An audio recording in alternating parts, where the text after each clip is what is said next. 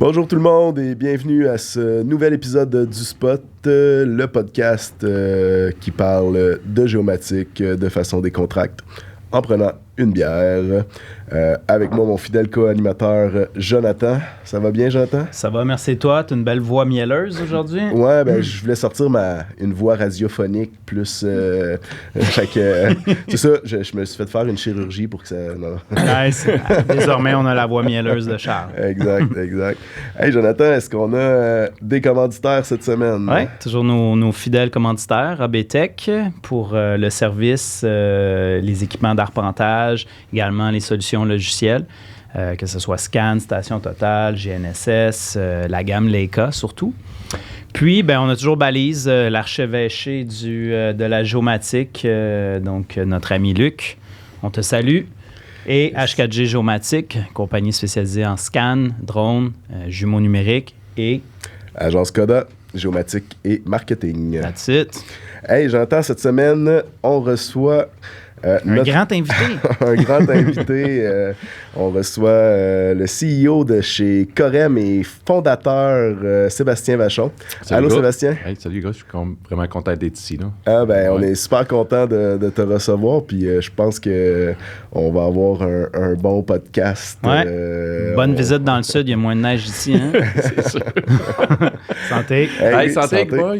On va être une belle rencontre. N'hésitez pas. Toutes les questions sont possibles. C'est bon. Charles, il est chien, lui, par exemple. Je suis le Denis Gravet. Pas le Denis Gravet. Comment ça s'appelle? Celui qui donnait celui qui faisait les talk shows de fin de soirée. Là. Je ne sais pas c'est qui. Okay. Il était controversé. Ouais, il était controversé. Jeff Fillion. C'est ça. Ouais, c'est ça. Hey, Sébastien, on va commencer avec notre fameuse question de départ. Comment t'es arrivé dans le monde de la géomatique? Comment je suis arrivé dans le monde de la géomatique, c'est un peu une longue péripétie. Je vais essayer de vous faire ça court. Il faut savoir, moi je suis né à Montréal. Puis, curieusement, mon père était prof à l'UQAM, OK. spécialisé en aménagement du territoire. Fait que, juste pour mettre que même si j'ai une business, je viens pas d'un monde d'entrepreneurs, du monde académique. Puis vu qu'il était en aménagement du territoire, il a décidé d'aller vivre de ses formations. Donc, il a décidé qu'on allait avoir des moutons. OK. En 1980, moi, ma formation de base, je suis berger de formation. Ah ouais? Puis ça te tentait pas une entreprise dans la bergerie? On va prendre la ferme. Peut-être dans 10 ans, là, on va voir. Là. Gentleman farmer. Mais écoute, je vous parlerai tantôt, vous allez voir que je me suis rapproché beaucoup de ces racines-là. Donc, OK. Cool. je suis un gars qui aime bien le gaz puis les machines, fait que je m'ennuyais des tracteurs puis donc on en parlera tantôt. T'as fait du 3 roues quand t'étais jeune. Oui, c'est ça. Ben oui, le vrai 3 roues, là, celui qui était dangereux. Celui qui chavirait, là. C'est ça. Fait que j'ai passé ma jeunesse, c'est ça, dans le bas du fleuve, dans le coin de Trois-Pistoles, pas loin de Rimouski, Saint-Mathieu de Riou, 5e rang pas asphalté à droite. OK. Donc, avec mes 2 frères, puis on est monté jusqu'à 250 moutons. Ah ouais, quand même. Donc, c'était quelque chose qui était sérieux. Une chance que mon père, vu qu'il n'avait pas l'âme entrepreneur, a toujours conservé son emploi à l'UQAM. Donc, il a voyagé. Puis, quand je suis revenu, j'ai jamais eu beaucoup de facilité, là, je vous dirais, à l'école. OK. Ce qui va vous donner l'indication que des études de type plus scientifique, maths, tout ça, là, c'était pas dans mes aptitudes, mes skills. Fait que j'ai répété mon secondaire 1, j'ai lâché l'école en secondaire 4, j'ai fait des cours aux adultes.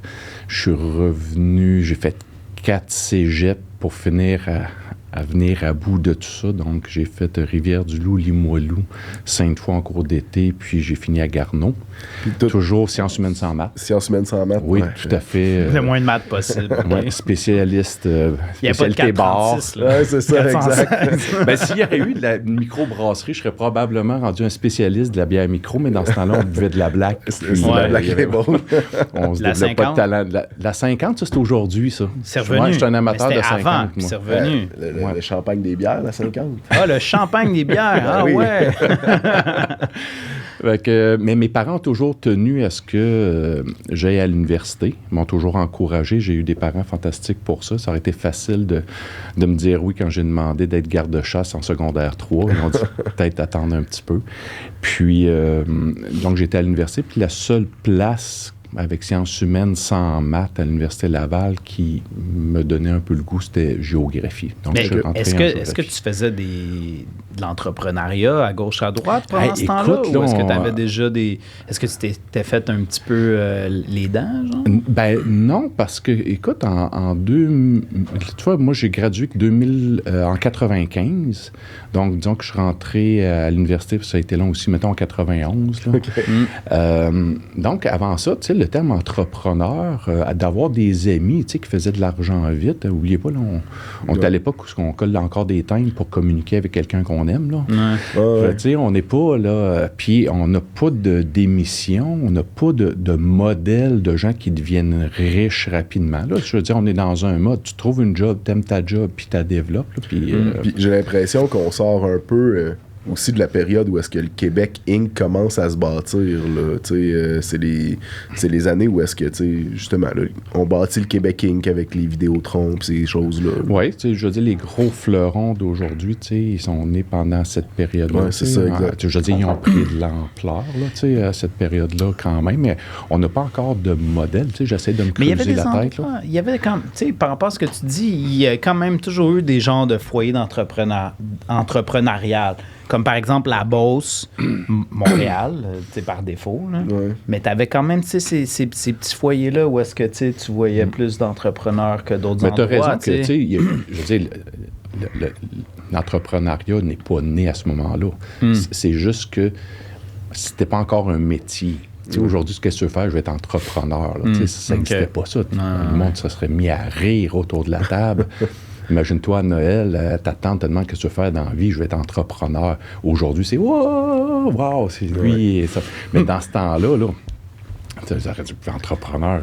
Quoi, tu veux creuser des trous, tu veux faire des maisons. Fait que, bref, tu sais, c'était pas tout à fait ça encore. Fait que je suis arrivé à l'université, puis de tout mon bagage de soirée et du côté un peu plus leadership que j'avais d'organiser des choses. À l'université, c'est un peu ce que je me suis occupé aussi, dans la faculté, de m'occuper des... Puis c'est là que j'ai eu la rencontre avec Luc. Ouais.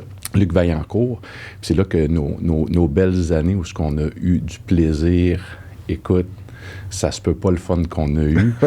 Puis on a commencé à se connaître comme ça. Justement, puis il y avait... Vous avez étudié ensemble, dans le fond? Oui, on étudiait. Lui, il y avait une session de plus que moi, je pense. Mais on s'est vraiment rencontrés dans un contexte... Il avait fait des 5 à 7. 5 à 7, puis je sais pas, on avait invité, puis Luc, à Québec, là, c'est sûr que votre podcast est international, là, mais je veux dire, il y a quand même des gens qui connaissent pas mal Luc, qui écoutent votre... Puis, tu sais, c'est un grand bonhomme, là, tu sais, c'est un gars qui a un charisme, puis tout ça, puis moi, il m'impressionnait, tu sais, il y avait une super drive. Puis, à un moment donné, il était, lui, assistant de cours pour le cours de système d'information géographique. Et à ce moment-là, l'Université Laval résistait toujours à l'envahisseur d'Essery et était Mapinfo. Donc, nous, on a appris sur Mapinfo. On a été guide. Puis, je me souviens plus comment il avait réussi ça, mais il m'a fait rentrer aussi comme assistant. Mais là, souvenez-vous de mon bagage zéro de tout, puis qui ne s'intéresse pas à l'informatique, aucun talent. Fait que je n'ai pas été le meilleur assistant de cours. Puis, Luc, c'est ça, on a eu. Puis, à un moment donné, on avait, je pense, cette fibre-là, tous les deux, puis on était sur la même longueur d'onde de créer quelque chose. On était assez baveux dans ce temps-là. On était assez fiers de nous autres. Ça en prend un peu pour être entrepreneur. Ça en prend beaucoup. Pour les premières étapes, parce que dans le fond, tu sais, si tu penses que tu ne mérites pas d'être là, si tu penses que tu ne peux pas faire ta place, fait que ça demande de l'inconscience, mais beaucoup de cette fougue-là qui peut être reprochée. Mais il y en a qui vont être là-dessus. Là. Mais tu sais, ça demande ces choses-là, parce que sinon, c'est une inconscience totale, là, je veux dire, 2 kids de l'université voulant trouver une idée dans laquelle on allait commercialiser dans le temps, nous, on mettait des couleurs sur des carrés, là. Puis on épaississait des routes, là, parce qu'on n'était pas de la géomatique, on ne faisait pas d'acquisition, on était vraiment dans le socio-économique, là. Fait qu'imagine-toi, le 92, être dans ça, puis d'imaginer qu'il allait avoir une business dans ça, puis ça, c'est attribuable à Luc. Moi, j'ai même des documents, il faudrait que je fasse des recherches, mais Luc, il y a un document, dans le temps, un peu plus loin, on avait pensé avec MapX, qui est pour faire du développement web, là, ça a été 5 ans plus tard, mais il l'avait pensé, le Google Maps. Là. C'était quelqu'un qui était très, très visionnaire sur toutes ces choses-là, puis il l'avait. Puis moi, je pense, c'est ça, on faisait une bonne team. Fait que, tu sais, quand tu pars une business, tu peux pas être les deux à la même place. Puis moi, j'avais peut-être ce côté-là, je sais pas trop. On avait tellement de fun. Fait que je pense qu'on aurait pu partir de n'importe quoi, tu sais, puis ça aurait fait un bout de chemin. Fait que, mais lui, c'était vraiment le domaine. C'était lui qui a développé les relations avec notamment Mapinfo avant ça. Puis, fait qu'on est parti avec ça, puis en voyant cette opportunité-là, on a dit, pourquoi on ne se part pas une business? Tu sais, quand tu te pars d'une business dans ce temps-là, ça veut dire, pourquoi, tu sais, on ne donnait pas notre argent pour aller prendre un scotch, puis un jour avoir un salaire, tu sais, tu rêves à faire 60 000 par année. Là. Oui, excuse. À cette époque-là, votre business, vous la brandiez comment? C'était géomatique, c'était géographie, c'était cartographie, c'était... Ça s'appelait connaître et gérer son territoire. OK. Avant que ça s'appelle Corem? Non, ça s'appelait Corem. OK. D'abord, juste ça s'appelait Corem? Oui, ça s'est toujours appelé Corem. Comment vous l'avez appelé Corem? Pourquoi? C'est quoi ça veut dire? Parce que, écoute, d'abord, se trouver un nom, c'était très important. Puis il fallait trouver quelque chose qui a une signification. Même si ça veut rien dire, l'important, c'était de la signification. On aurait dû appeler ça Map 2000. Là, puis, ça, à l'époque, tout ça. Le monde aurait compris. Là, encore aujourd'hui, pourquoi Corem? Hey, vivre dans le futur 2000. Ouais, c'est ça. Puis là, tu sais, aujourd'hui, ça aurait vraiment fait vieillot, genre. C'est ça. Mais tu sais, il aurait pu avoir, c'est ça, des termes là, comme Mapinfo. Ça aurait pu être quelque chose, au moins le mot map. Ouais. Pardon, ça aurait pu aider pas mal mieux. Mais on s'est creusé à la tête. Puis juste ça, ce temps-là, si on aurait cherché des clients pour le même temps, d'après moi, ça aurait été du temps mieux investi. Là. Fait que ça a été comme stratégique. Là, jusqu'à temps qu'on trouve le mot Corem, qui s'écrit C-H-O-R-E-M-E. Puis c'est Roger Brunet, qui est un géographe. Puis si tu vas voir c'est quoi un Corem, c'est simplifier puis rendre accessible l'information géographique. OK. Wow, là, on était fiers. Là, il y avait une explication.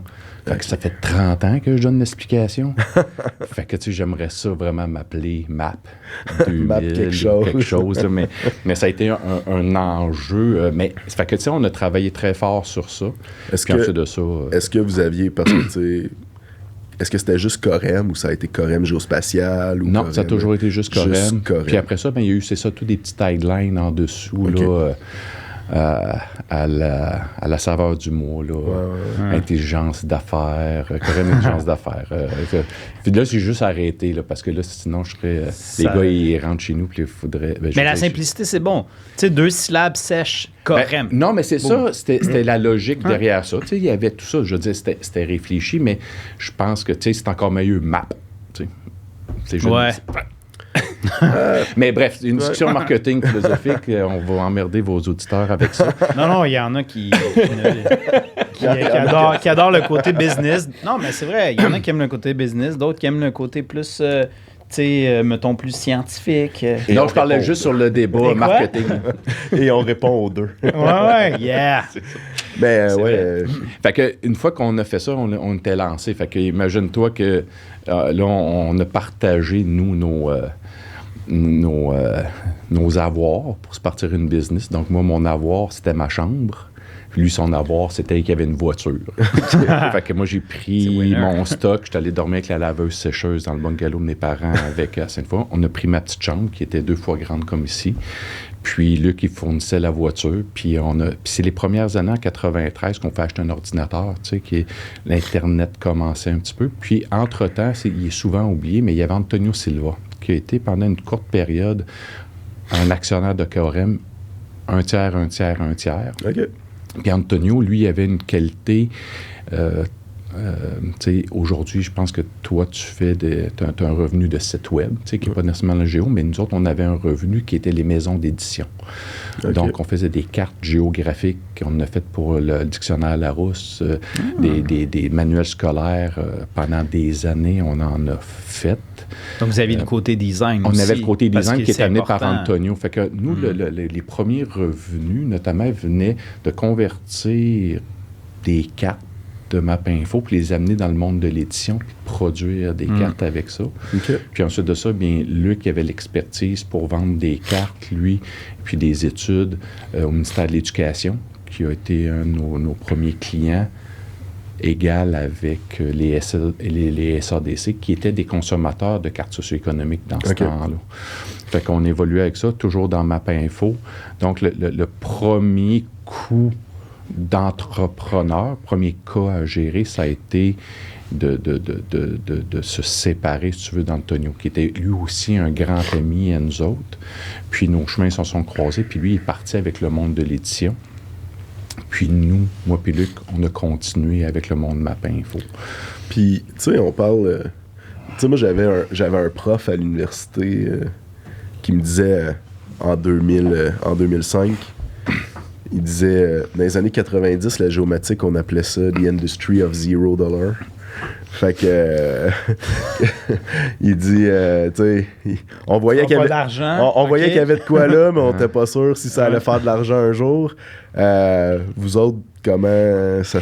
Ben, tu vois, c'est ça, c'est que cette naïveté-là, puis ce manque d'objectifs financiers, ce non-rêve de dire « je pars une business, je vais être millionnaire, t'annonces ça à tous tes amis, tu vas être hot », nous autres, ça s'est fait dans le plaisir. Puis on était contents, il y avait une fierté sans vraiment d'objectifs réels. C'est venu beaucoup plus tard après, où ce que là, c'est devenu qu'on a vu qu'il y avait un potentiel. Puis là, bien, on est sorti de la cave, on a pris un local, puis là, on a une première employée, Martine Caron, que je salue. Martine est toujours avec nous. Ah, pour vrai? Oui, Martine. Cool. Ça va faire 30 ans. Donc, Martine va avoir fait 28 ans avec nous. Puis Patrick Dubé, qui était l'autre employé, qui est encore avec nous aussi, 28 ans. Un bon potentiel de rétention d'employés. C'est ça, exactement. Ou un peu de folie. Écoute, eux autres, ils ont tout vu. Ils ont tout vu. C'est la mémoire de Corem. Ils ont vu des kids devenir des entrepreneurs. OK. Fait que c'est spectaculaire parce qu'ils ont tous vu nos apprentissages, puis nos grosses têtes, puis toutes les phases un peu spéciales qu'un entrepreneur passe, là, un peu. Là, fait que ça a été... Toutes les... là, on l'a trouvé, la bonne idée. Là, on l'a, celle qui va nous... Ouais, celle-là, là, ça va faire la file, puis le monde va acheter ça comme des petits pains. Là, puis que ça, c'est, Il a vu les virages à 180 degrés, puis tout. Ouais, des capotages à 180 degrés. Ouais, ça a été... Fait que eux, ils sont encore là. Fait que il y a eu ce passage-là, puis c'est important dans l'histoire parce que... vous comprenez qu'on n'est pas encore des entrepreneurs au terme d'aujourd'hui. Dans ce temps-là, on avait une business. Puis avoir une business, pour moi, c'est pas la même chose qu'être un entrepreneur. C'est quoi la différence? Bien, tu sais, tout le monde peut avoir une business. Tu vas t'acheter un restaurant, tu te pars une business, mais ça ne veut pas dire que tu as un âme entrepreneur. Ça. Parce qu'un âme entrepreneur... C'est des objectifs, genre, de ce que tu as? Ben je pense vision? Que au-delà des objectifs, ça devient un peu, tu sais, un entrepreneur, il a quand même... Il est capable de se dégager du domaine. On va dire ça comme ça. Il est au-delà du domaine. Puis, sa volonté, son travail, moi, je considère que c'est la pérennité de l'organisation. C'est pas de se donner raison sur un sujet ou une technologie où tu t'en vas. C'est que quand tu es entrepreneur, tu as des clients, puis tu veux t'assurer de bien les servir. Tu as des employés que tu veux continuer à faire développer, payer des salaires, puis tout ça. Puis ton objectif, à chaque fois que tu fais un move, c'est de s'assurer que le lendemain, les années d'ensuite, que tu assures la pérennité. Puis mon 30 ans témoigne un peu de cette vision-là. C'est que quand je me lève le matin, je n'essaie pas d'avoir raison à l'égard du monde géospatial et savoir, tu sais, tout ça. Mais c'est de trouver les moyens. Fait que ça permet de passer à travers des crises qui sont des crises, un secteur crash. Nous autres, on a connu les télécoms ont crashé. Je vous parlais bientôt de passage de la bulle Internet, où on a ramassé des millions. Après ça, ben, tu as les changements. Google Maps est arrivé, on a vécu ça. Après, tu as le cloud. Puis à chaque fois, il y a quelque chose de nouveau, le AI. Fait que si tu es passionné du domaine, c'est juste des shiny objects qui apparaissent. Hey, Chris, là, t'es comme un chevreuil. On va aller là, puis là, on va aller là, on va revenir. Un entrepreneur va regarder ça avec pas du dégoût, mais dire, Chris, encore une autre affaire. Ouais, ben, il va être moins drivé par tout ça. Mais déjà, c'est difficile comme entrepreneur de ne pas être. C'est un combat tous les jours, de ne pas être drivé par ça, puis de garder ton équipe focus. Fait que moi, c'est toujours un entrepreneur, sa qualité, c'est le focus, c'est le focus, puis c'est le focus. Parce que tu es toujours confronté à quelque chose qui t'amène plus loin, plein de stimuli. Puis tu dois te battre un peu contre les forces internes. Parce que les forces internes ont toujours aussi des bonnes idées pour toi, ce qu'on devrait faire. Il faut que tu mobilises les gens vis-à-vis d'un objectif. Puis cet objectif-là, selon les stades de ton organisation, c'est pas toujours sexy. C'est pas toujours vendeur. Fait que, tu sais, si je fais juste un step back, puis on revient, tu sais, à l'étape où on était avec Luc, tu sais, qu'on avait une business grandissante, florissante, tu sais, au niveau où on était, on gérait quelque chose. Mais quand il arrive des événements de type entrepreneurial, nous, on a frappé, on est en retard sur le phénomène de la bulle Internet, là, tu sais, les investissements massifs des années 2000. Puis le Québec a voulu se récupérer de tout ça, mais un petit peu tard, tu sais. Mais imaginez-vous qu'on prenait 2 kids crinqués à bloc avec des attitudes, tassez-vous, nous autres, on arrive. Puis là, avec un document de 30 pages, il donne une première ronde de financement, tu sais, d'1 million et quelques, là. Ah ouais, hein? Puis je l'ai, mon document encore. La commercialisation, c'est 1 page et quart. Puis tu lirais ça, là, tu dis, voyons, il passait de l'argent sur ça. Tu faisais, littéralement, tu faisais un fichier Excel, puis tu leur demandais qu'est-ce que tu allais mettre. Puis ce que tu devais faire, c'était de dépenser l'argent aussi. Fait que nous, là, on n'avait jamais vécu ça, mais j'avais pas de conseil d'administration. On n'avait pas vraiment de vente. On n'avait pas de structure comme on demande aujourd'hui, que ça serait de la gouvernance ou appelle ça comme tu veux.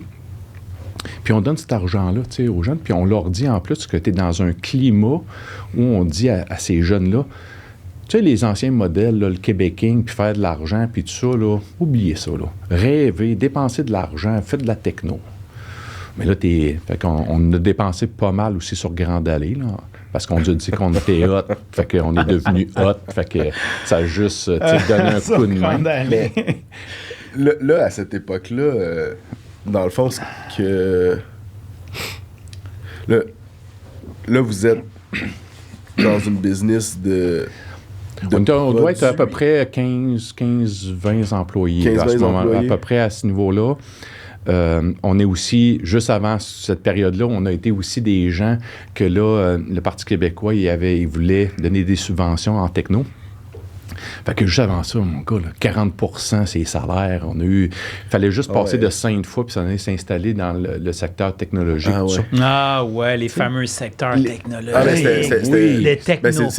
Est-ce que c'est là où est-ce que vous êtes actuellement? On est juste pas loin, mais on est toujours resté un peu dans le même secteur. Mais tu avais même des bâtisses dans Saint-Roch à Québec. C'est ça, OK. Puis moi, je suis toujours resté là. J'aime bien ce quartier-là. Ouais, c'est nice. Mais c'est le seul quartier, selon moi, qui a l'air vraiment d'une ville, avec cette diversité. Limoilou? On n'est pas Sillery. Oui, Limoilou, ça dépasse, mais t'as pas de bloc, un peu, nos 2-3 buildings, là. Ouais, OK, dans ce sens-là. On les a pas là. Fait que là, au moins, là, t'as une couple de buildings, t'as des restaurants, des bars, t'as du monde à pied corpo, t'as des gens restent là. Mais c'était pas de même avant le maire Lallier. Hein? Pas du tout. Il n'y avait rien, là. Il y avait des immeubles avec des barricades là, dessus. Non. Nous, quand on est déménagé là, la première fois, il y avait le mail Saint-Roch, là.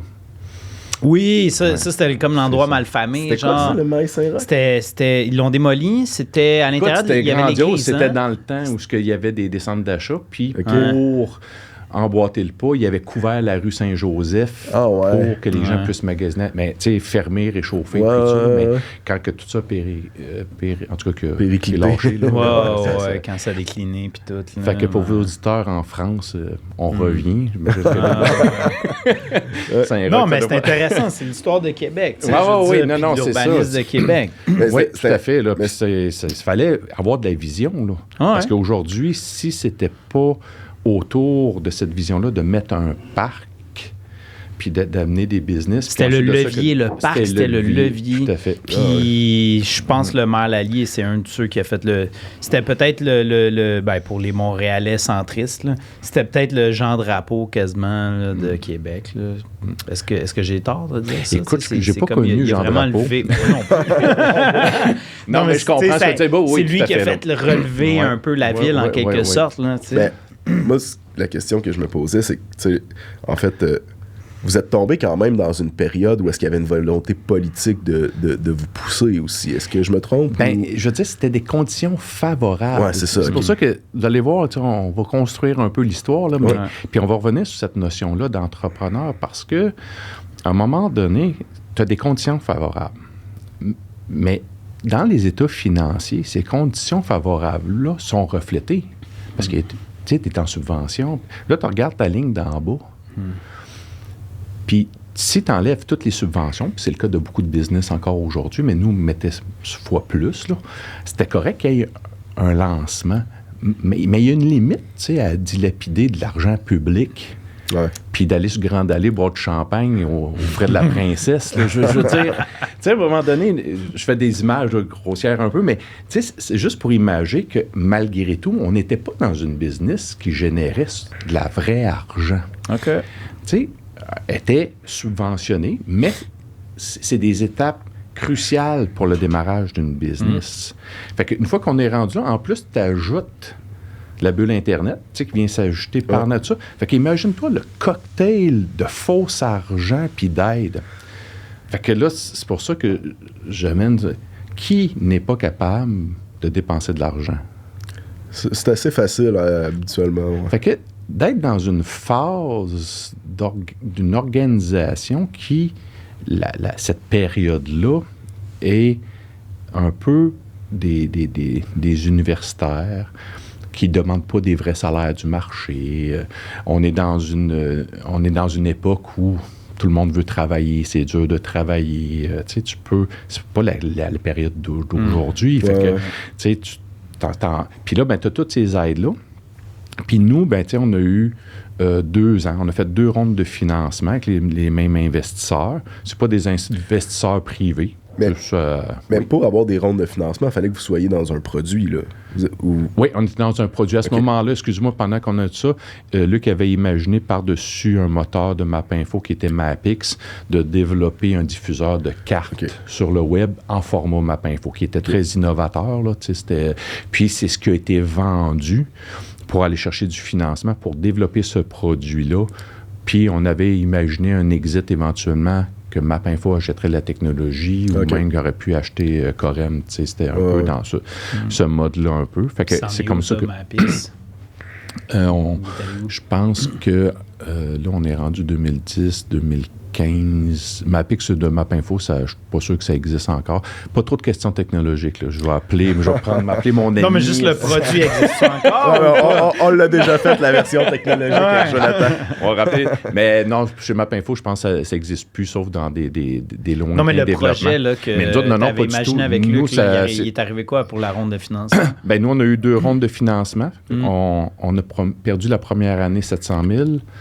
Non, 700, l'autre année 900 000 ou quelque chose comme ça. Puis on s'en allait sur une 3e ronde de financement avec Desjardins. Puis la bulle a éclaté. Desjardins s'est retiré. Puis dans l'histoire de Corem, ça a été la meilleure chose qui est arrivée. Parce qu'à ce moment-là, il a fallu que l'entreprise devienne suffisante.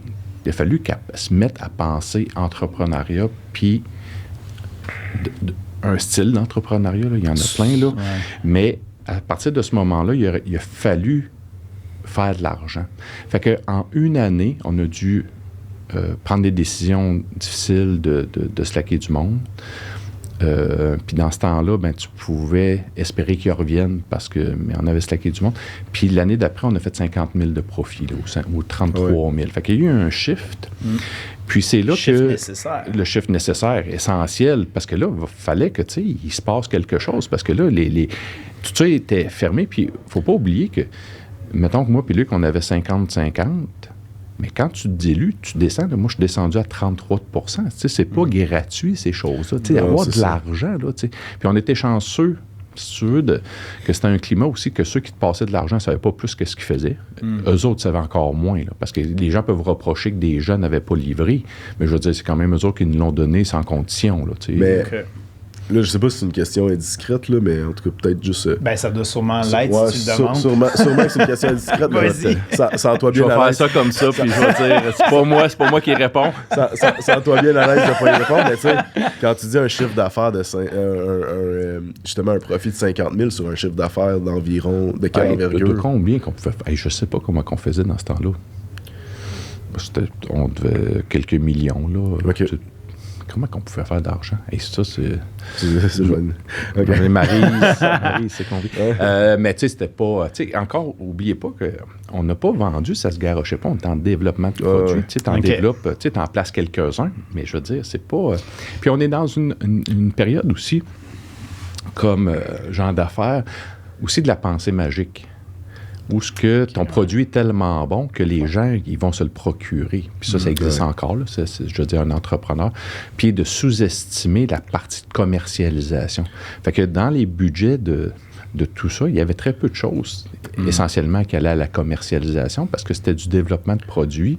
Puis on était dans le syndrome encore de beaucoup, c'est que ton produit n'est jamais vraiment bon, tu le changes, puis tu n'as pas assez d'expérience pour dire au client que ça va être ça, là. Bon, OK, lui, là, le vendeur, ouais, mais là, il faudrait rajouter ça, faire ça. Fait que c'était un trou à argent, là, impressionnant. OK. Ben, c'est intéressant. Il y a un point que tu viens d'apporter là qui est vraiment, vraiment intéressant, puis qui est l'aspect commercialisation. Parce que, tu sais, je pense qu'en géomatique, on est des bons geeks, là. On aime ça faire de la techno, puis tout. Non, mais tu sais, dans le sens que je pense que l'aspect commercialisation de ce qu'on fait, il faudrait y donner une petite coche, là, je pense, parce que... Pour les géomaticiens purs et durs, j'ai remarqué que oui. Ouais, c'est ça. Mais pour d'autres qui sont arrivés de l'extérieur, moins.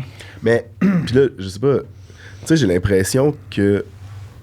J'aimerais savoir ton avis là-dessus, mais j'ai l'impression que, tu sais, si tu regardes, par exemple, là, l'intelligence artificielle, là, on dirait que, oui, t'as les geeks de l'intelligence artificielle, là, mais on dirait que t'as plein de monde qui gravitent autour de ça, puis dont l'objectif, c'est juste de, comme, commercialiser ça. Oh, oui, c'est juste de squeezer. J'ai l'impression que l'industrie du géospatial n'a pas cette espèce d'écosystème autour qui gravite, puis qui fait comme, OK, non, on va flipper de la... Ben, je suis pas sûr que, tu sais, les gens... Tu sais, ça a été un manque de marketing généralisé des professionnels en géomatique qui ont oublié de commercialiser puis de positionner leur marque. Pendant qu'on chicanait entre géographes, géomaticiens, cartographes, puis ça, les autres domaines se sont appropriés. Ouais, ça s'est fondu. Puis ça s'est fondu là, comme ça. Pendant qu'on était là, sur le top, puis qu'on avait... Écoutez, à qui je parlais de ça? Dans les années 80, là, puis 90, le Canada, en géomatique, c'était les plus forts mondialement, l'un des plus forts. Tu sais, tout ce qui est télédétection, cartographie, je veux dire, il y avait quelque chose, les professeurs, les universités, tout ce qui... Puis, je ne sais pas ce qui s'est passé, mais j'ai une bonne idée. Mais tout ça a disparu. Ça nous a glissé entre les mains, puis ça a été récupéré par tout le monde. Puis même s'ils ne réussissaient pas à faire aussi bien, ben ils ont fait que, tu sais, une arrivée de Google Maps, ben on en riait un petit peu. Puis c'est des choses un peu basiques, mais ces gens-là ont amené ça grand public. Les gens se sont empruntés, puis ils n'ont jamais utilisé le mot géomatique que personne ne comprenait. C'est ça, exact. Fait que ça l'a tué la marque. En fin de compte, les géomaticiens ont été leur pire ennemi. Puis, parce que tu as raison, le AI, je veux dire, c'est pas plus brillant comme concept. C'est comme la géomatique, ça commence où puis ça finit où? C'est quoi du AI?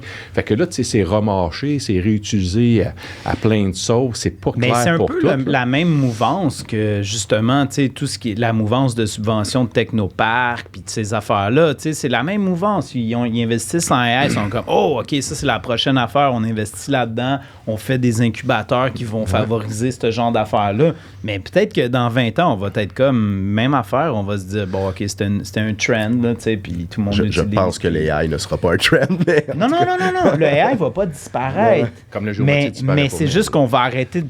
Tu sais, ça va juste faire partie de notre quotidien encore plus. Ouais. Puis non seulement ça sera plus juste des librairies. Là. Ouais. Ça va être... tout le monde va pouvoir créer de l'AI. Là. Il y a des logiciels qui vont te permettre toi-même d'entraîner ta machine. Ben, tu sais, nous autres, à petite échelle, là, imagine, moi, j'ai profité de cette confusion-là.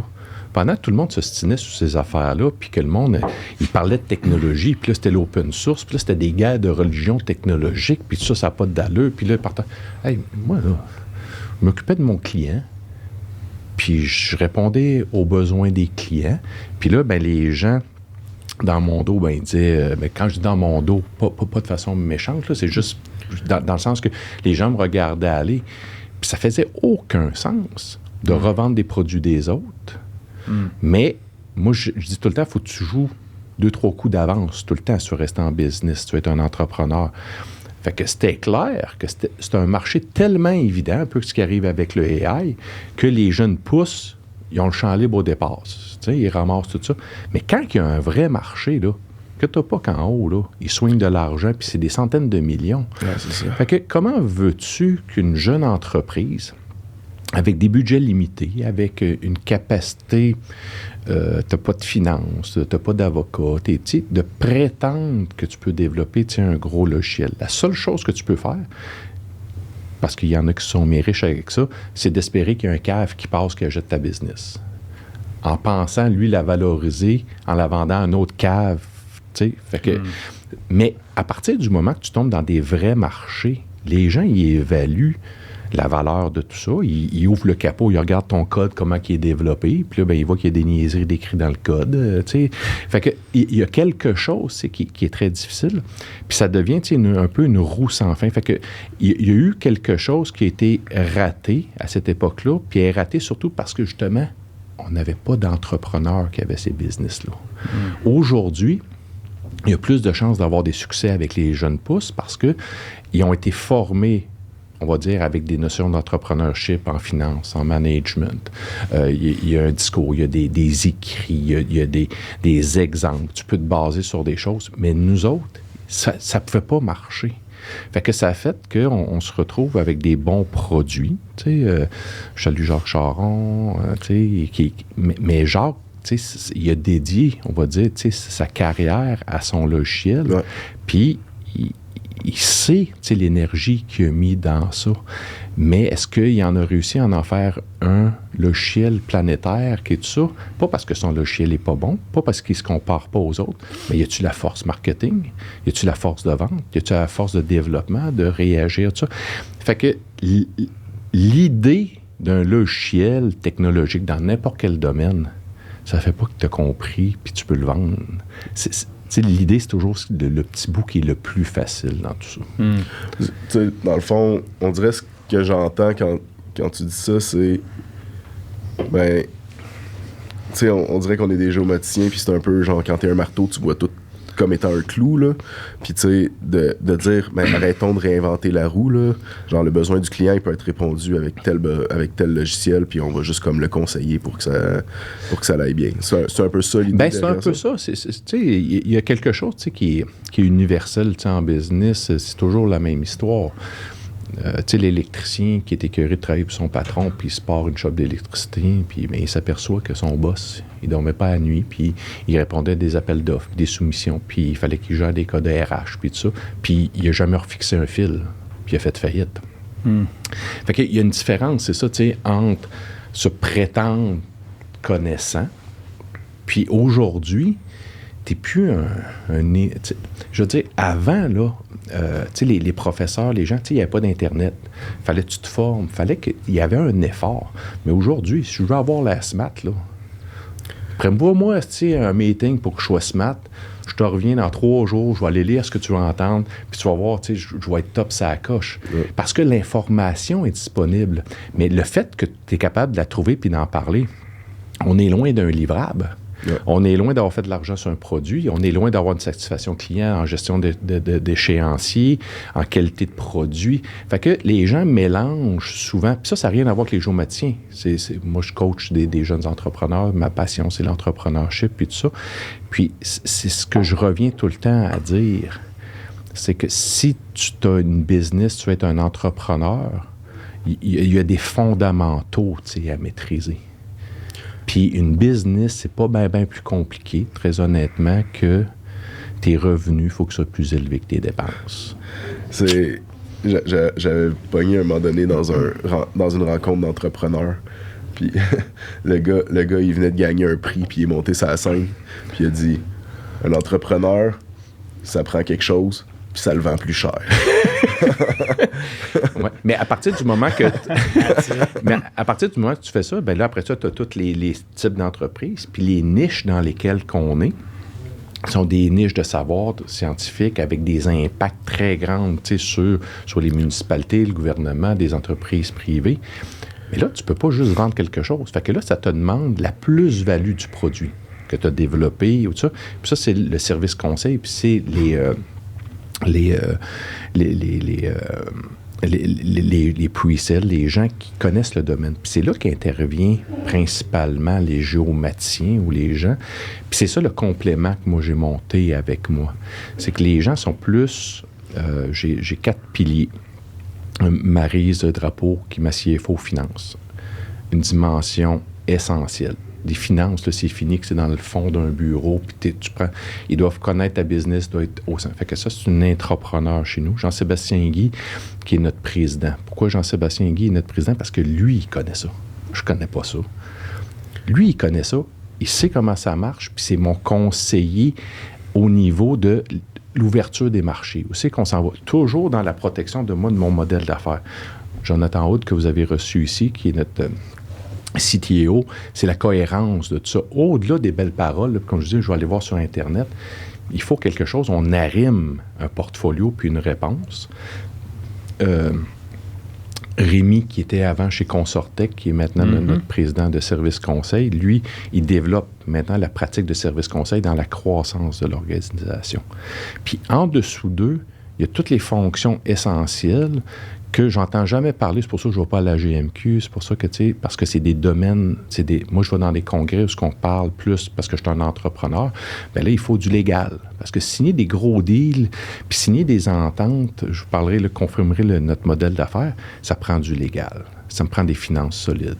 Ensuite de ça, j'ai tous mes directeurs de pratique. C'est pour ça que je trouve ça très hasardeux aujourd'hui. Nous autres, on s'en va sur 90 personnes. Puis dans chacun des mandats, vous ne pouvez pas vous imaginer le nombre de dimensions pour livrer un produit pour un client. Fait que je ne peux pas comprendre que 1, 2, 3 personnes peuvent devenir des experts de tous les domaines pour livrer une qualité ou un produit quand moi, il m'en faut. Fait que, ou bien on est complètement débile, mais c'est parce que ça demande des gens du domaine. T'sais, nous autres, on est assurance, telco, retail. Fait que vous avez des gens spécialisés, vous avez des gens de tel. Hey, juste la question de la sécurité, les serveurs Internet. Ouais. Christy, fait que, vous savez, ce qu'on a, comment on doit être solide là-dedans. Ensuite de ça, tes gens, il faut que tu les développes. Ouais. C'est le gros enjeu. Fait que là, la structure RH, après ça, le marketing, fait que on est dans un positionnement où ce que l'entreprise doit reconnaître l'apport de tout le monde. Avant, on avait des entreprises qui étaient drivées par 1, 2 personnes. Le visage de l'organisation qui devait être un petit peu tout. Le vendeur, ces affaires-là. Ce qui est un petit peu... je pense que il en parle maintenant dans les cours de leadership, là, mais le fameux leader héros là, qui... OK, c'est le nouveau PDG, là, il va sauver l'organisation. Mais je pense qu'on est plus là actuellement. On n'est vraiment plus là. Puis ceux qui sont de l'ancienne garde, puis qui sont encore là aujourd'hui, puis qui ont entre 50 et 70 ans, là, parce que il y a beaucoup de dirigeants d'entreprises techno, de tous les domaines. Ils ont tellement été drivés dans cette mentalité-là, puis ils se pensent tellement indispensables, tellement génial, ou dernièrement, les 5 dernières années, ils sont aperçus que ça n'a pas de sens, mais sont pris dans leur modèle. Parce qu'ils ont toujours voulu être devant le client. Ils voulaient toujours... On dit aujourd'hui, dans le management, ta job comme leader, comme manager, c'est de faire shiner ton équipe. Mais il y en a que leur talent, c'est de sucer l'énergie des autres, puis shiner. Seul. Ouais. Mais ça a un piège. Les gens, avant, il n'y avait pas le choix parce qu'il n'y avait pas tant de job que ça. Aujourd'hui, tu veux prendre mon énergie puis shiner tout seul, bonne chance, ciao, bye. Puis, si tu réussis à passer à travers les années, bien, essaye donc maintenant de commercialiser ou de vendre ou de sortir de ta business. Parce que tu as toujours été de tous les combats. Fait que tu deviens piégé dans tout ça.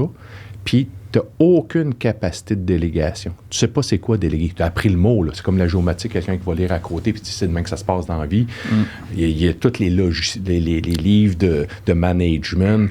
Puis moi, je dis aux gens, arrêtez de lire des livres de management. Là. Tout ça, c'est des shiny objects. Là. Comprends ta business, comprends les valeurs, parle à ton monde, puis sois un bon père de famille. Là. Prends un break, puis fais-toi ton propre petit... ton image de ce qu'il faut faire. Là. Mais il y a de quoi on dirait qu'il y a de quoi qui me ressort dans ton discours, puis tu me diras, peut-être que je suis dans le champ gauche, là, mais tu sais, on dirait de la façon dont on parle de la business, puis je trouverais que ça fait du sens parce que c'est ça que vous vendez aussi, c'est que j'ai comme l'impression depuis tantôt que tu me dis, hey, Corem, c'est une business qui est data-driven, genre dans ses prises de décision. C'est-à-dire qu'on a regardé, puis, hey, revendre, ça nous revenait plus rentable que de développer. Fait qu'on est allé là-dessus. On a regardé, puis genre, on a une meilleure rétention quand on fait telle chose. Je me trompe-tu ou non, tu te trompes pas. C'est le succès, puis c'est comme chose que je coach toutes les entreprises, c'est que qui m'approchent ou qui veulent en sortir un peu, c'est que les gens sont toujours dans l'émotion. Ouais, c'est ça. Puis les gens sont dans des passions, puis les gens calculent pas, puis ils regardent pas. Puis c'est pour ça la différence, notamment, c'est ça, un entrepreneur... Il donne la place à ces gens-là, puis il amène, justement, puis c'est toujours difficile, les gens de métier à prendre une pause, puis aller côtoyer les finances, les RH, et ça, pour s'assurer que les moves se font correctement. Parce que aujourd'hui, nous, le défi qu'on garde, c'est d'avoir l'agilité d'une start-up. Okay. La seule façon de le faire, c'est de connaître vraiment où tu fais de l'argent, c'est de connaître c'est où que ça fait mal, qu'est-ce que tu as de besoin pour garder le fun dans ça. Puis ça, c'est exigeant parce que ça oblige de mettre des processus. Faut que tu connaisses ton funnel, ton forecast, faut que tu aies des étapes. Faut que tu saches combien de monde tu as sur le banc. Faut que tu saches c'est quoi le prix. Ça vaut-tu la peine d'aller à ce congrès-là, tout ça. Puis moi, je suis quelqu'un qui, dans toute l'histoire, en tout cas, je reviendrai sur ce bout-là, mais tu vois, 100%. Puis moi, sont au même niveau en termes de bras droit. Jean-Sébastien Guy, qui est essentiel au domaine, qui est crédible. Peut-être pas, les gens ne le voient pas très ici, là, mais il faudrait le voir aux États-Unis puis avec les partenaires. Là. Fait que tu sais, peut-être à la GMQ, là, il ne sait plus trop à qui parler, là, mais aux États-Unis puis avec les partenaires, tu sais, c'est dans notre domaine, là, encore une fois. Ensuite de ça, bien, Jonathan Hood, tu sais, c'est un maître, tu sais, chez nous. Puis là, Rémi, puis encore là, tout le monde en dessous. Mais toutes ces personnes-là ont appris avec les années à intégrer cette notion-là, justement, on gère une business. Ouais. On fait pas juste des choses cool. Puis on fait attention quand on rentre quelque chose, quand on dit quelque chose, ou bien pas que la personne a tort, c'est la nouvelle technologie, ou que celui qu'on vend, la nouvelle version, c'est de la M. Bon, c'est correct, mais je veux dire, il faut passer au-dessus de ces choses-là parce que tu peux pas driver par l'émotion. Puis si on revient encore un petit peu faire du pouce sur la transaction, quand moi puis Luc, on s'est séparés avec 10 ans de... Je vous le dis, là, ça a été je pense que ça a été parmi les bonnes années, hein, soit les entrepreneurs disaient, tu sais, le bout start-up et tout ça, c'est le bout le fun. Ouais. Mais à ce moment-là, il y avait 2 choix pour l'organisation. Qu'il y ait là, on avait 4 mains sur le volant parce qu'on était rendu à croiser des chemins, le financement était là. Fait qu'il y avait un chemin qui était d'aller vers ce concept-là un peu de rentabilité, de ça, qui donnait moins d'importance, si tu veux, au logiciel qu'on avait développé, ou bien quelqu'un qui prend ça puis qui s'en va. Fait que les deux chemins étaient bons. Il fallait juste que quelqu'un, prenne le lead là-dedans. On a convenu que c'était moi qui prenais ce risque-là. Luc avait ses raisons à lui de ne pas continuer l'aventure sous ce mode-là. Puis, fait que moi, je suis parti sur ça. Mais si tu prends le chemin du logiciel, c'est un chemin qui est très risqué, hein? Au risque, au rendement. Moi, j'étais plus m'en aller. Fait que c'est un peu comme la bourse. Tu peux souhaiter taper le coup de circuit puis y aller, ou bien de dire, encore une fois, comme je vous disais, est-ce que mettre de l'argent dans la crypto-monnaie, c'est périn pour ma famille? Fait que moi, la pérennité, ça a toujours été mon leitmotiv d'une organisation. Rendu là, c'est en effet, je pense, une question de philosophie entrepreneuriale. Complètement. Il n'y avait pas de mauvaise solution là-dedans. Puis lui, s'il l'avait pris, il aurait trouver sa forme à lui, puis ça aurait été une autre histoire. C'est pour ça que Corem, à ce moment-là, ça a été puis dans cette philosophie-là, c'est là que les quelques années après, on a tué le produit, puis on a renforcé, puis là, tu reviens avec des concepts business. Bon, le marché, c'est quoi son état? Colin, tout le monde a vu le géospatial. Tu n'as pas besoin d'être un expert pour voir que tout le monde l'avait compris, que les gros joueurs s'y intéressaient, ils ont plus d'argent que moi. OK, je vais arrêter de développer des choses. C'est assez basic, là. Ensuite de ça, je suis attaché à Mapinfo.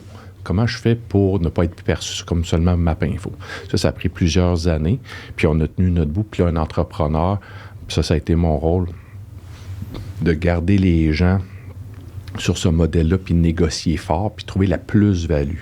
Dire à Mapinfo, là, on rentre du EAR. On va rentrer, du FM, on va rentrer. Okay. Puis là, on a commencé à rentrer plus de marques. Parce qu'aujourd'hui, je pense, je vais appeler, je pense que c'est à peu près 20 partenaires qu'on a. On me dit peut-être 25. puis ces choix technologiques-là, vous les faites comment? C'est ton équipe? C'est mes stars, c'est ça. Quand je dis, on revient là-dessus, fait que les piliers de ça, puis eux, ils vont vous dire... oui, OK, Sébastien parle de nous, puis eux vont vous parler de d'autres personnes dans leur équipe. Là. Mais disons que moi, je reste dans ce niveau-là, je m'alimente, après ça, on revient. Mais ça, c'est Jean-Sébastien, puis Joe, qui sont gardiens des partenariats. Okay. Maryse est gardien des conditions des partenariats. Avec mon légal, puis ça. Puis ensuite de ça, Rémi, lui, il embarque, puis là, on va développer sur le même modèle d'affaires. Fait que... Dans un bout, tu peux pas dire c'est quoi mon modèle d'affaires parce que ce serait pas très vendeur. Mais comme actionnaire principal, parce que vous vous souvenez que je vous ai dit tantôt, moi j'étais descendu à 33% de ça. Puis ma stratégie de petits pas puis de livrables fait que j'ai racheté tout le monde, puis aujourd'hui j'ai 100%. Je dis 100% parce que mes deux frères ont 5%. Puis Patrick, mon frère plus vieux, a été... un pilier pour moi parce qu'il maintenant il travaille plus pour l'organisation, il a pris sa pré-retraite. Puis mon frère Martin, quand on a eu une occasion, je lui ai demandé ça te tente-tu d'investir, fait que eux sont encore actionnaires, mais tout le reste c'est encore moi qui est là. Puis si ça vous intéresse de poser des questions pourquoi, puis il n'y a pas de personnes qui sont intéressées à avoir de l'actionnariat, mais fait que, tu sais, on s'est retrouvés dans une situation... Pourquoi je vous ai dit ça, donc? Je m'en allais où avec ça? Je te dis... vous écoutez pas, là, hein? Quand je t'ai vu, tu dormais, ça t'intéresse pas? Non, j'écoute. Non, pourquoi donc? Pourquoi j'ai dit ça? J'ai dit ça, attends un petit peu. Mais j'avoue que j'ai manqué le bout, par exemple. Non, bon, en tout cas, fait que... Parce que j'ai le choix de faire ce que je souhaite faire encore. En fait, tu parlais un peu du split. Puis que là, tu es revenu un peu au côté business de la chose. Exact. Puis que tu as racheté les gens. Oui, c'est ça. Au fur et à mesure, on a racheté. Fait qu'aujourd'hui, la beauté. Puis écoute, ça, on oublie les jours maticiers, on parle encore d'entrepreneurship. C'était contre-courant aussi. Parce que les gens qui avaient mon potentiel d'organisation, ce qu'on parle, c'est diluer. Tu n'es pas assez agressif. Pourquoi tu montes? Tu devrais aller aux États-Unis, faire des affaires, puis là, aller chercher des investisseurs, puis grossir.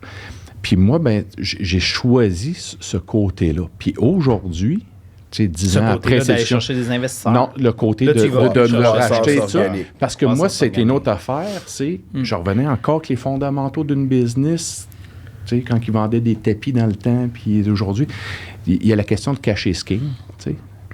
Moi, j'ai toujours privilégié une position autour quand je négocie. C'est debout, autour de la table, puis je contrôle le jeu le plus possible. C'est pas toujours évident. La seule affaire, c'est que quand tu n'as pas d'argent, tes dernières minutes, tu en as besoin le contrat, tu as des sueurs, puis ça apparaît dans ta face. Puis la pire chose qui peut arriver à un entrepreneur, c'est d'avoir faim. Moi, j'ai pas entendu ça, mais c'est ça, d'avoir... Manquer de cash flow aussi. Manquer de cash flow. Fait que c'est pour ça que nous, on a réussi à passer à travers l'ensemble des crises aussi à l'égard de ça. Mais c'est sûr que quand tu es dans l'extérieur, tu peux me dire, ouais, mais Chris, pourquoi il fait pas ça? Encore une fois, pérennité. Pérennité. Est-ce que ça va nous permettre de... Puis, des shiny objects, ça ne m'intéresse pas. Puis, quand tu regardes des consultants en géospatial, ben, tu regardes un peu, ben, on surfe comme dans le AI, les gens. Qu'est-ce que tu veux? Ta job, c'est de faire de l'argent sur proposer des choses. Fait que plus que ça brasse, bien, plus que le monde, ils disent n'importe quoi. Puis ils proposent, puis ils disent les gens pourquoi ils vont là-dedans. Mais parfait.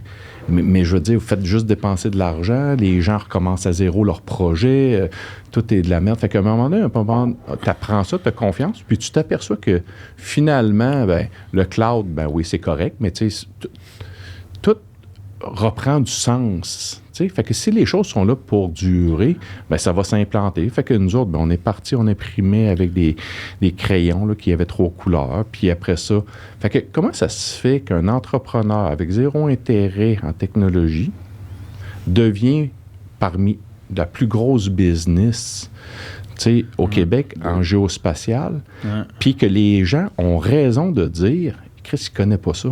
Je connais pas ça. Mais il y a du monde chez toi qui connaît ça. Mais c'est ça, mais moi, je me toujours enterré des meilleurs. Ben, c'est ça, chacun sa place, chacun son rôle. J'ai l'impression, justement, que sérieusement, là, même aujourd'hui encore, là, moi, je suis en acquisition de données. Oui. Puis je vois les compagnies qui sont là à justement chercher les shiny objects. Moi, je veux cette technologie-là, mais pourquoi? Est-ce que ça va rapporter plus? Est-ce que le client, il s'en fout pas peut-être de que tu aies ça? T'sais? Ça va être beau marketing-wise, mais j'ai l'impression que toi, tu as évacué, tu as eu peut-être plus justement le réflexe d'évacuer toutes les shiny objects. Je voudrais avoir la SMAT, mais en même temps, quand tu n'as pas de compétences, ça fait ton affaire d'évacuer ce que tu connais pas.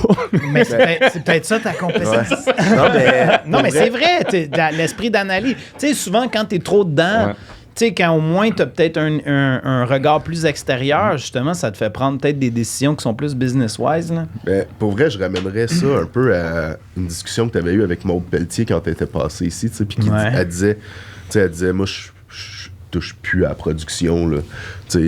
Puis, elle était comme, si tu veux scaler, touche plus à la production. C'est ça. Je pense que c'est pas une mauvaise idée de... En fait, là, je te dirais, c'est pas une mauvaise idée de pas nécessairement savoir ce que tu vends. Parce que ça t'oblige à scaler, puis à sortir la tête de à pas faire comme... OK, je vais rentrer dans la production, je vais aller voir ce qui se passe. Non, reste dans ton aspect gestion. Mais en même temps, il faut que tu saches flairer un peu les mauvais employés, parce que si mettons tu prends quelqu'un qui est pas super compétent, puis tu penses qu'il est compétent puis tu sais pas ce que tu fais. Ouais, mais ça, les autres employés vont le voir. Mais ça, je peux t'expliquer comment j'ai fait ça, moi. Ouais. Parce que je le fais encore aujourd'hui. C'est que moi, j'ai toujours géré par le plancher. Puis encore là, t'as pas besoin de savoir une chose, faut que tu aies du flair pour savoir la personne est-tu bien, d'avoir de l'empathie. Un leader, ça doit de l'empathie. Si elle est bien, tu veux dire psychologiquement, genre si tout va bien dans sa vie, puis tout. Mais quand il est pas bien, ben tu peux découvrir que le manager, ou bien il n'y a pas d'ouvrage, il est déçu, c'est pas la promesse qu'on lui a faite quand il est embauché, il fait pas ce qu'il aime. Fait que à un moment donné, c'est que tu développes. Puis là, c'est un petit peu plus dur parce qu'on est beaucoup plus, mais là, j'amène mes gestionnaires aussi à prendre la... Puis là, ben Christy, la pandémie arrive, puis le monde sont en télétravail. Ouais. Moi, j'ai dit bonne chance, aux gestionnaires, maintenant, de savoir, parce que se promener sur le plancher, avoir des chats, tu sais ta chaise, hey, tu travailles sur quoi, on fait quelque chose. Il y avait quelque chose là-dedans, que tu développais une relation. Puis aujourd'hui, je fais la même chose. La seule chose que je peux pas faire, mais j'ai mon ancienne garde, puis des piliers d'organisation, ça veut pas dire c'est seulement tes VP. C'est Martine, c'est Patrick Dubé, c'est Jimmy chez nous, c'est Jeff, je peux t'en nommer des gens qui sont là, puis ces gens-là, ils t'avisent.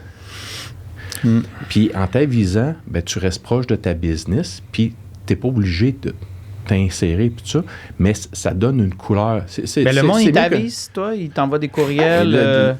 Moi, le monde font comme un office vibe en humain. Là, les discussions informelles, ça a de la valeur. Ça a de la valeur, mais tu les as encore avec le monde. Ils snitchent pas, là. Non, c'est ça, exact. Ben oui. Ils n'ont même pas besoin, tu finis par le savoir. Ben, ils snitchent un peu, là, mais tu sais, dans le sens, ils vont passer 2-3 petits commentaires. Mais c'est juste que les gens, ils savent qu'avec moi, c'est pas de me parler d'un individu.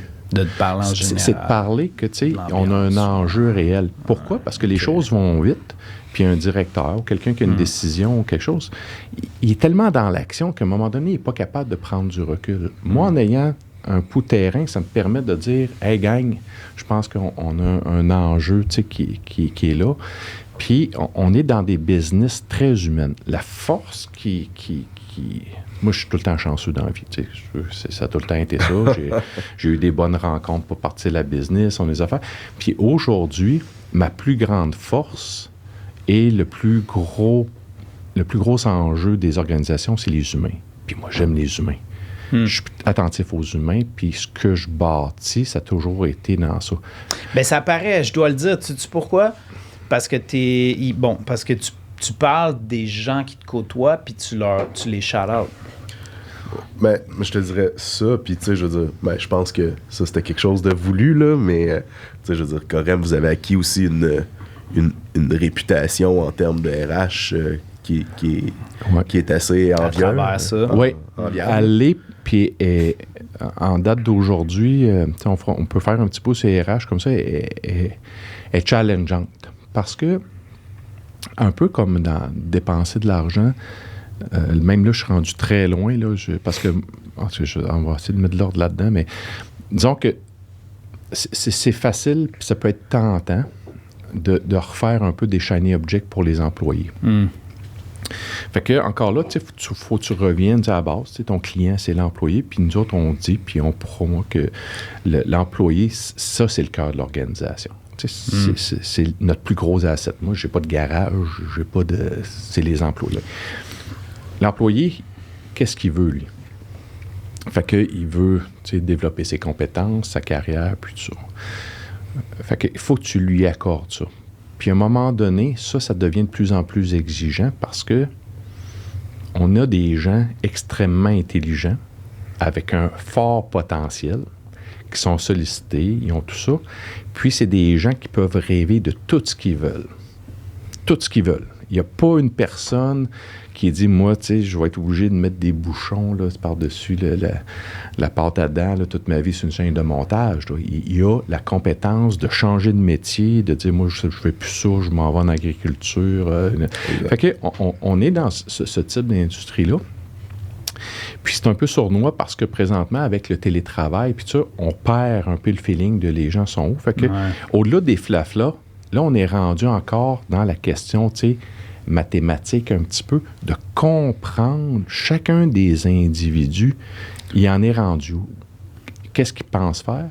Puis à un moment donné, est-ce qu'on va pouvoir lui offrir? Tu sais, par exemple, si j'ai 90 personnes qui veulent être CEO, Chris, ça va mal, tu sais, parce qu'il y en a juste un, puis je suis dur à tasser.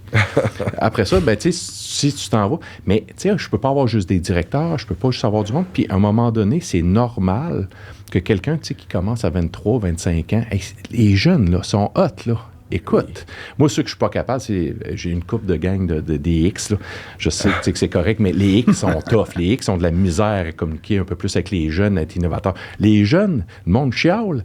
Voyons donc, les jeunes, là, c'est fou, là. Ma gang au marketing, au RH, les gens en techno, les nouveaux vendeurs, là, sont allumés. Ils sont allumés, là, puis ils veulent pas perdre leur temps. Ils ont-tu raison? C'est pas vouloir perdre leur temps. Ça ressemble à quoi, la démographie chez Corem? Écoute... On me dit à l'oreille, je pense la moyenne 35 ans. Là, 35 ans. Okay. On a un peu de tout. Là. Est-ce que... OK, j'ai 2-3 petites questions à rafale. Essaye de répondre en une phrase, genre. Ouais, OK. Ouais, c'est vrai, ça. On dit souvent. Non, c'est pas une critique sur toi. C'est parce que j'en ai une coupe, puis le temps, il avance quand même. Bon, j'en ai déjà oublié une. Quand est-ce qu'il faut que tu verres une personne? Quand il y a des gens qui vont quitter à cause d'elle. Ah, OK, c'est bon, c'est tout. Juste cette question, juste cette phrase. L'autre question que j'avais, comment tu scales? Comment tu passes entre une business puis justement une entreprise? Ou sinon, je vais peut-être le redire, comment tu passes d'une start-up à une compagnie mature? En maîtrisant tes fondamentaux entrepreneuriales, le cash, l'argent, tes dépenses, avoir un marché qui est payant. Faut que tu sortes de l'émotif. Il n'y a pas de chose. Tant que tu veux te faire accroire en te couchant que tu as raison, mais tu n'as aucune data, business qui démontre que tu as raison, puis tu n'es pas capable de le démontrer à quelqu'un, pose-toi des questions. Je vais peut-être... Je sais pas si t'as d'autres questions après, mais je veux juste rajouter un truc sur ça parce que, tu sais, tantôt, t'as dit une business, dans le fond, là, c'est l'argent que tu fais moins tes dépenses. Mais moi, je pense que ça va plus loin que ça. C'est l'argent que tu fais moins tes dépenses dans le temps. Parce que la gestion de la liquidité, là, genre, t'as beau avoir 500 000 en recevables. Si demain matin, tu ne payes pas tes employés, tu viens de faire une faillite technique. Ben, tu comprends, c'est pour ça qu'il faut que tu aies des finances. Parce que, tu sais, là, si toi, là, tu collectes à 90 jours, là, exact. Christy, c'est jambon, là. Tu dis, ah non, c'est vrai, j'ai oublié, mais tu sais, moi, j'aime pas ça, les finances. Moi, il y avait un gars sur mon conseil d'administration, il dit, tu sais, Sébastien, si t'es tanné de changer les lumières, tu peux juste demander à quelqu'un d'échanger. Tu sais, t'es pas obligé de dire, moi, j'aime pas ça, tu sais, l'administration. Mais Christy, trouve-toi quelqu'un qui aime ça. Tu sais, t'es écœuré des ressources humaines. Ben, Christy, là, vends ta compagnie, là, parce qu'on est là-dedans. Tu sais, ça va pas bien. Mais tu délègues tes finances, mais tu gardes quand même un nez dans tes finances. Ben, en fin de compte, ben non. Quand même, non. Ben oui, tu sais, mais de un, tu sais, tu as des grilles de délégation. Tu sais, comme je te dis, il y a tout le temps des processus quelque part. Fait que qui est autorisé à prendre des décisions? Puis à un moment donné, tu fais confiance en tes gens.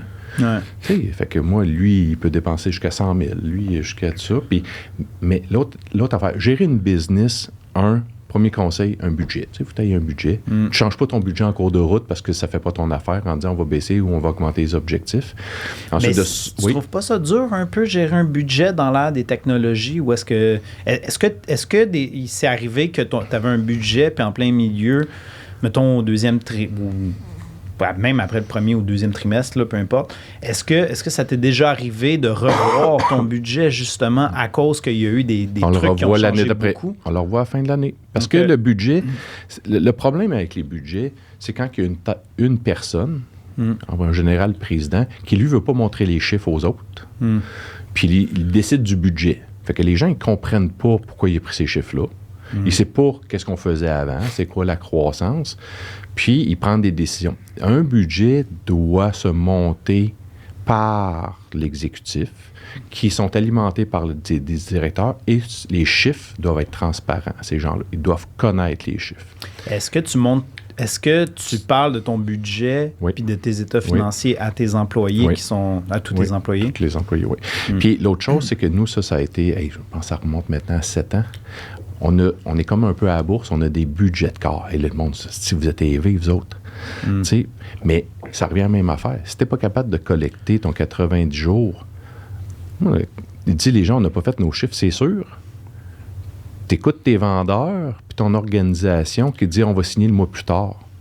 Puis tu décides de prendre une décision le 15 décembre en disant « Ouais, mais là, tabarnak, c'est pas rentré. » Fait que l'humain est comme ça un peu. Fait qu'il faut que tu aies des milestones qui te permettent de mesurer pour être sûr de te débarrasser du funnel puis du forecast de ce qui n'est pas bon puis que le monde se commette. Fait que nous, on a un budget annuel qui est décomposé en corps puis il y a des objectifs de corps. Pourquoi? Parce que ça sert les gens. Ça sort les gens de la procrastination. Ça permet de faire des ajustements très rapides. Puis ton année se passe pas mal plus smooth que de te mettre en panique. Parce que là, tu arrives à l'été, tout le monde est parti, tu arrives en septembre, là, tu regardes tes chiffres, les finances t'appellent, puis vu qu'ils n'étaient pas intégrés dans toute ta dimension, puis ils disent « Ouais, mais là, ça va mal. » C'est un peu tard. Fait que moi, je sais exactement... Ils ferment les mois, 10-15 jours après, puis on refait une discussion de fin de quart, puis là, on réenligne les choses. Puis quand tes datas, c'est ça qu'on vend, nous autres, à nos... Mais c'est ça qu'on fait dans la vie, nous autres, dire à nos gens, connais tes datas, tu vas prendre des meilleures décisions. Là. Mais on le fait, nous autres, aux finances. Ouais. Puis à partir de ce moment-là, ça nous permet de mettre des correctifs. Puis des correctifs, ça peut être d'embaucher plus de monde parce qu'il y a trop de contrats, les gens vont péter aux frettes. Ça peut être, il faut investir plus cher en marketing, il faut qu'on se concentre. Finalement, on va rater cette cible-là. OK, Regroup gagne, il y a un gros contrat qui va tomber. C'est essentiel. Fait que ça te permet d'être beaucoup, beaucoup plus proactif. Puis avec les années, mais tu montes de l'historique. Fait que monter un budget, pour nous autres, c'est super simple. Parce que tu peux pas avoir une ligne tout d'un coup qui monte de 50%, puis tout ça, s'il n'est pas justifiable. Fait que tu sais, tu as quelque chose... Puis vu qu'on est très résilient comme type de business, la résilience commence par, j'ai pas de conseil, j'ai pas un groupe d'investisseurs à qui j'ai fait une promesse que j'allais faire 300 millions, moi, en 2025, puis qui m'ont passé 2 millions, puis que là, j'ai eu un show de boucan. Moi, là, j'ai du temps. Moi, là, d'un an de plus, 2 ans de... Tu sais, on n'est pas là. Tu sais, puis même avec toute cette souplesse-là, c'est très exigeant de ne pas overloader les bureaux des gens. C'est très exigeant de maintenir notre promesse d'un environnement, tu sais, qui favorise le développement parce que ça finit qu'on gère une business.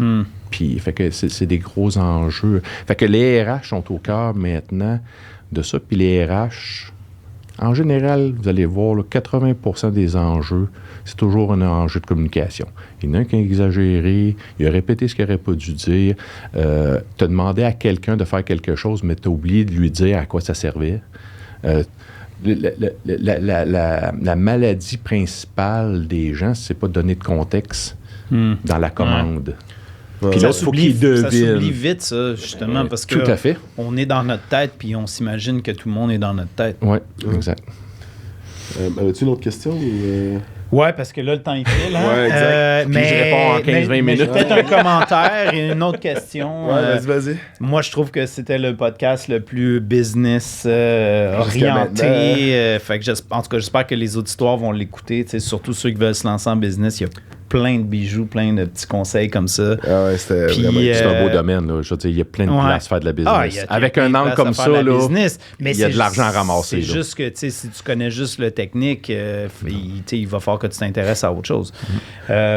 Puis aussi, je me souviens plus de ma question, fait que, gars. Voilà. Moi, j'aurais peut-être une dernière question, puis après ça, on wrap ça up, là, mais... ce serait quoi ton conseil à quelqu'un qui veut se lancer là, en géomatique, puis qui veut se faire scaler? Là? Ouais. Ben, c'est de trouver, je veux dire, un premier client. Tu sais. Puis arrêter de s'attaquer vraiment à ce qui est le futur puis les buzzwords. Trouve un client, une niche, puis fais des beaux petits succès. Puis assure-toi que tu donnes pas ton temps pour te dire que finalement, tu sais, le client l'a voulu. D'être très ferme, ta compréhension de ce que vaut une heure d'investi ou ce que vaut un produit ou ton produit. Parce qu'après ça, tu seras plus capable de t'en sortir. Fait que tu te pars une business, tu trouves un client, tu pars à 2, puis en gros 600, ben tu fais de la place à des finances, mais toujours garder une business. Qu'est-ce que tu veux? que ça fasse de l'argent. Sinon, porte-toi une OSBL. Sinon, il y a du monde qui font ça. Puis après ça, ça peut être un peu comme vous autres. Tu as une passion. Tu redonnes à la communauté en organisant tes podcasts. Ça permet de générer des leads, puis tout ça. Mais souvent, les gens sont comme ça. Les gens ne veulent jamais perdre nulle part dans la vie. Mais la vie doit être conçue aussi comme un écosystème à la fin. Overall, ça a tué tes bons. Là. Ça se peut si tu as payé tes carottes trop chères. Là, mais Chris, reviens-en. Là. Le poulet est en spécial. Là. Fait que, overall, ça t'a coûté la même Christie d'affaires. Ouais. Mais les gens, ils ont comme une phobie de toujours vouloir gagner quelque part. Fait que, est-ce qu'il y a une justification 100% logique dans le podcast que vous faites? Peut-être pas si on regarde le modèle, mais ça vous permet de développer des contacts, ça vous permet de rencontrer du monde. Là, fait que vous avez vos raisons, vous autres. Fait que quand tu te pars une business, faut juste pas que tu sois chanceux. Tu te dis, je suis content, j'ai un client, mais pourquoi tu l'as eu? Parce que tu as donné ton temps, parce qu'il t'a fait une faveur, parce que la business, c'est de la vraie business. Tu pars, tu trouves un bon client, tu en ajoutes un autre, tu scales, puis tu calcules. Tu sais d'où vient l'argent. Après ça, là, c'est le fun. Je vous dis, je reviens moi, au départ de Corem. Trouvez-moi quelqu'un qui n'est pas capable de dépenser 2 millions là, en 2 ans. S'il dit, Chris, j'ai pas réussi. C'est des beaux problèmes rendus là. C'est des beaux problèmes. Yep. En tout cas, merci beaucoup. C'est un grand plaisir, les amis. Ça a été bien le fun. Puis, c'est ça, j'espère qu'on a atteint l'objectif un petit peu de... C'est ça, pour des jeunes, là, je reste là-dessus, il faut vraiment pas être découragé, de la possibilité. Il y a tellement de possibilités. Mais c'est pas grave de pas voir, des centaines d'employés, puis d'aller en Europe. Ayez du fun, faites un peu d'argent là-dedans, puis essayez de penser long terme, puis il n'y a rien qui se fait en bas de 5 ans. Ça, retenez cette affaire-là, il n'y a rien qui se fait en bas de 5 ans. C'est ça. Rien en bas de 5 ans. Puis moi, je vais juste rajouter là-dessus, là, puis je vais me tirer dans le pied. Là, mais... Steve, si t'en as encore 2, il va t'en rester une autre chance. C'est ça, mais Christy, partez-vous en business en géomatique. Là. Il y a de la place. Qu'il y a de la place. Il y a de la place en masse. Fait que partez-vous en business en géomatique. Puis, puis créons des espaces d'entrepreneurs. Ouais. Parce que c'est là que ça se passe. Ouais. C'est bien correct là, qu'on parle qui a raison, à savoir c'est de l'open source, puis tout ça, puis le futur, puis que le gouvernement, il est chicken parce qu'il... C'est pas ça, là. Si vous voulez vous partir en business, il y a une opportunité, puis on devrait, se rencontrer plus, puis il y a des gens, qui sont là, puis ça devient une passion. Puis là, ça devient trippant, puis c'est là que tu comprends. Fait qu'il y a peut-être à l'aube de quelque chose. Merci, boys. C'est vraiment très merci de votre accueil. C'est impressionnant. Bravo pour votre implication. Merci beaucoup. Jonathan, tu veux-tu faire tes salutations habituelles? J'ai pas le choix. Ouais, je te mets sur le spot. Hein? Merci à tout le monde. Merci à nos partenaires. Tout le monde qui nous supporte. De plus en plus des courriels, des messages, peu importe du monde, de partout dans le monde, de la francophonie. Ça fait super plaisir. Vous pouvez nous écrire. Puis, si vous avez des idées, si vous voulez aussi avoir un petit peu de... Si vous voulez vous faire voir un petit peu en tant qu'entrepreneur, justement, nous, on est toujours prêts à recevoir un petit peu d'aide. Également, au niveau des ressources humaines, si vous voulez faire passer une annonce quoi que ce soit, vous pouvez nous contacter. Il n'y a pas de problème. Donc, on est sur tous les réseaux sociaux, ou à peu près. LinkedIn, Instagram, Facebook, YouTube. On est aussi audio, donc Spotify. Fait que c'est ça. Merci, Jonathan. Puis à la prochaine.